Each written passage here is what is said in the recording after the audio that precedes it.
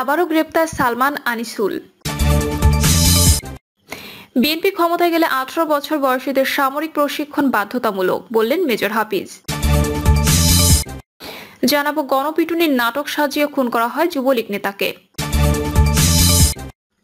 এবং সর্বশেষ জানাবো বাংলাদেশ অন্য কোনো দেশের প্রেসক্রিপশনে চলবে না, বললেন রিজভী। শুনছিলেন সংবাদ শিরোনাম, এবারে বিস্তারিত। আবারও গ্রেপ্তার সালমান আনিসুল। বৈষম্য বিরোধী ছাত্র আন্দোলনের সময় রাজধানীর নিউ মার্কেট এলাকায় ব্যবসায়ী আব্দুল ওয়াদুদকে গুলি করে হত্যার অভিযোগে করা মামলায় সাবেক প্রধানমন্ত্রীর বেসামরিক শিল্প ও বিনিয়োগ বিষয়ক উপদেষ্টা সালমান এফ রহমান এবং আইনমন্ত্রী আনিসুল হককে গ্রেপ্তার দেখানো হয়েছে। মামলা তদন্তকারী কর্মকর্তা তাদের এই মামলায় গ্রেপ্তার দেখানোর জন্য আদালতে আবেদন করেন। শুনানি শেষে ঢাকার অতিরিক্ত chief metropolitan magistrate Mohammad Mahbubul Haque আবেদন মঞ্জুর করেন। তাদের আইনজীবীরা জামিন আবেদন করলেও আদালত তা নাকচ করে তাদের কারাগারে পাঠানোর নির্দেশ দেন। বিএনপি ক্ষমতায় গেলে 18 বছর বয়সীদের সামরিক প্রশিক্ষণ বাধ্যতামূলক, বললেন মেজর হাফিজ। বিএনপি ক্ষমতায় গেলে 18 বছরের সবাইকে সামরিক প্রশিক্ষণ দেওয়া বাধ্যতামূলক করা হবে বলে জানিয়েছেন বিএনপির স্থায়ী কমিটির সদস্য মেজর হাফিজ উদ্দিন আহমেদ। তিনি বলেছেন, বিশেষ করে ছাত্রছাত্রীদের প্রশিক্ষণ দেওয়া হবে, যা বিশ্বের অনেক দেশে আছে। প্রত্যেক নাগরিক 1 থেকে 2 বছরের সামরিক প্রশিক্ষণ নিয়ে থাকেন। হাফিজ উদ্দিন বলেন, পাহাড়ের লোকজন সহজ সরল, তাদের ভুল পথে পরিচালিত করার ষড়যন্ত্র হয়। জিয়াউর রহমানের শক্ত পদক্ষেপের কারণে পাহাড়ে শান্তি প্রতিষ্ঠা হয়েছিল। আমি প্রতিবেশী দেশ ভারতকে বলবো, তাদের অস্ত্র প্রশিক্ষণ দিয়ে উস্কানি দেবেন না। যুদ্ধ করতে হলে বাংলাদেশের সব মানুষ কিন্তু যুদ্ধের জন্য প্রস্তুত রয়েছে। গত জুলাই আগস্টে আন্দোলন প্রসঙ্গে হাফিজ বলেন, শুধু ছাত্রদের আন্দোলনে বিপ্লব হয়নি, বিপ্লবী 17 বছর ধরে আন্দোলন করছে। তারই ধারাবাহিকতায় স্বৈরাচার শেখ হাসিনা পালিয়েছে। আমি বলবো, সবাইকে স্মরণ করবেন, ডক্টর ইউনূস একজন মুক্তিযোদ্ধা। তিনি আমেরিকায় মুক্তিযুদ্ধের পক্ষে কথা বলেছেন, কাজ করেছেন। ছাত্র জনতা সবার সঙ্গে কথা বলে সিদ্ধান্ত নিন। গণপিটুনির নাটক সাজিয়ে খুন করা হয় যুবলীগ নেতাকে।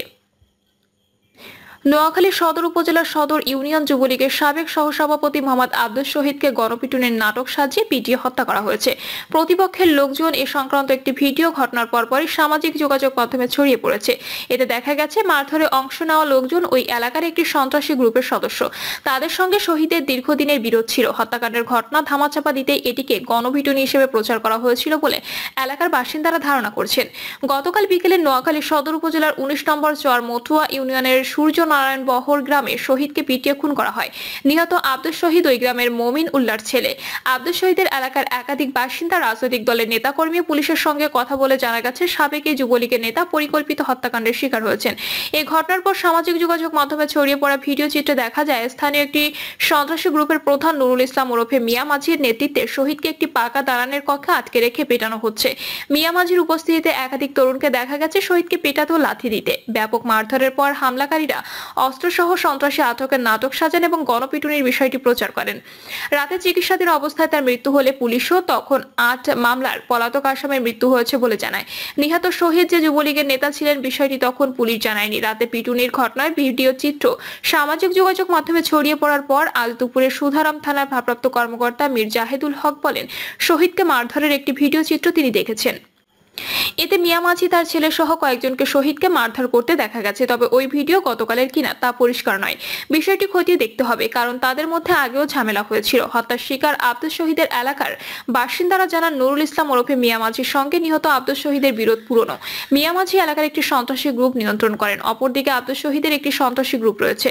শহীদ পূর্ব চরমথুয়া ইউনিয়ন পরিষদের সাবেক চেয়ারম্যান নুরুল আমিনের অনুসারী ছিলেন এবং তার প্রশ্রয়ে মাদক ব্যবসা সহ বিভিন্ন অপরাধ করে বেড়াতেন। বিগত নির্বাচনে নুরুল আমিন পরাজিত হলে শহীদ দুর্বল হয়ে পড়েন, তবু তিনি মাদক ব্যবসা সহ বিভিন্ন অপরাধ চালিয়ে যান। সূত্র জানায়, রাজনৈতিক ও মাদক ব্যবসার বিরোধের জেরে বছরখানেক আগেও শহীদের উপর হামলা চালিয়েছিলেন মিয়া মাঝির লোকজন। কিন্তু ঘটনাচক্রে ওই মামলার ঘটনায় গুরুতর আহত হলে প্রাণে বেঁচে যান শহীদ। কিন্তু তাদের মধ্যকার বিরোধ থেকে যায় আগের মতোই, যার জের ধরে গতকাল বিকেলে মিয়া মাঝির নেতৃত্বে তার ছেলে ও অন্য সাঙ্গপাঙ্গরা বাড়ির পাশ থেকে শহীদকে তুলে নিয়ে যান। এরপর একটি পাকা দালানের ভেতরে একটি কক্ষে নিয়ে মারধর করা হয়। একই সময় মারধর করা হয় শহীদের অনুসারী আরো 3 জনকে। এরপর মিয়া মাঝির লোকেরা থানায় ও যৌথ বাহিনীর কাছে ফোন করে অস্ত্রসহ সন্ত্রাসী আটকের নাটকের খবর দেন।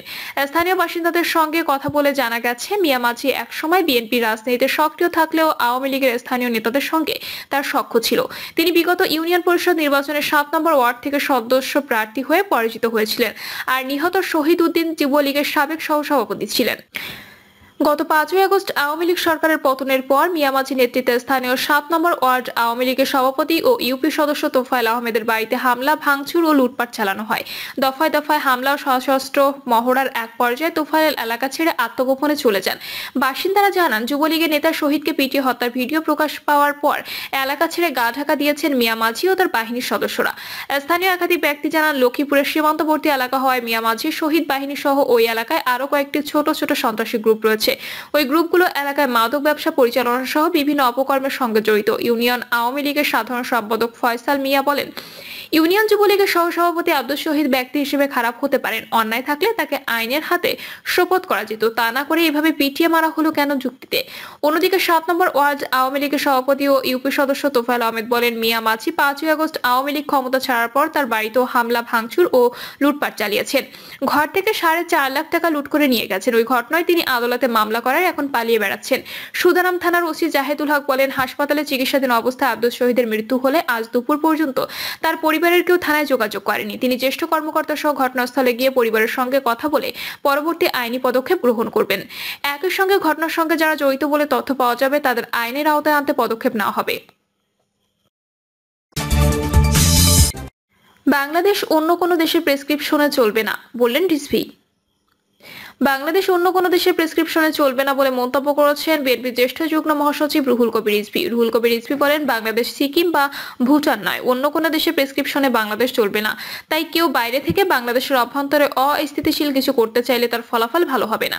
কোনো তাবেদার দিল্লির গোলামকে বাংলাদেশের জনগণের উপর আর রাজত্ব করতে দেওয়া হবে না। তিনি বলেন, শেখ হাসিনার আমলে কিসের উন্নয়ন হয়েছে? তার আমলে 18,35,000 কোটি টাকা লোন করা হয়েছে আর 17,37,000 কোটি টাকা বিদেশে পাচার করা হয়েছে। এটা কিসের উন্নয়ন? তিনি তার লোকজনের বিদেশে কালো টাকা পাচার করার সুযোগ দিয়েছেন, লুট করার সুযোগ দিয়েছেন। তিনি আরো বলেন, শেখ হাসিনাকে টিকিয়ে রাখতে যেসব আমলা, ডিসি ও সচিবরা চেষ্টা করেছিল, এরা তো নিশ্চয়ই আছেন, তারা কাজও করছেন। অন্তর্বর্তী সরকার দায়িত্ব সংশ্লিষ্টরা সংস্কারের কথাও বলছেন। তবে এই সমস্ত প্রেতাত্মারা যদি থেকে যায়, তাহলে আপনারা যে সংস্কারের কথা বলছেন সেটি প্রকৃত অর্থে বাস্তবায়ন হবে না। তারা কেউ কেউ এই সরকারকে ব্যর্থ করার জন্য ভেতর থেকে চেষ্টা করতে পারে। বিএনপির এই নেতা বলেন, আপনারা আওয়ামী সরকারের যেসব অস্ত্র অবৈধ ঘোষণা করেছেন সেগুলো কিন্তু উদ্ধার করতে পারেননি। অবৈধ অস্ত্র এখনো যুবলীগ, ছাত্রলীগের হাতে আছে। সেই অস্ত্র শেখ হাসিনা দিয়েছিলেন। এগুলো উদ্ধার করতে হবে, তা না হলে তারা ফের অস্থিরতা সৃষ্টি করতে পারে। প্রিয় দর্শক, এই ছিল এখনকার সর্বশেষ সংবাদ। আপডেট সব সংবাদ পেতে চ্যানেলটি সাবস্ক্রাইব করে বেল আইকনটি ক্লিক করে রাখুন।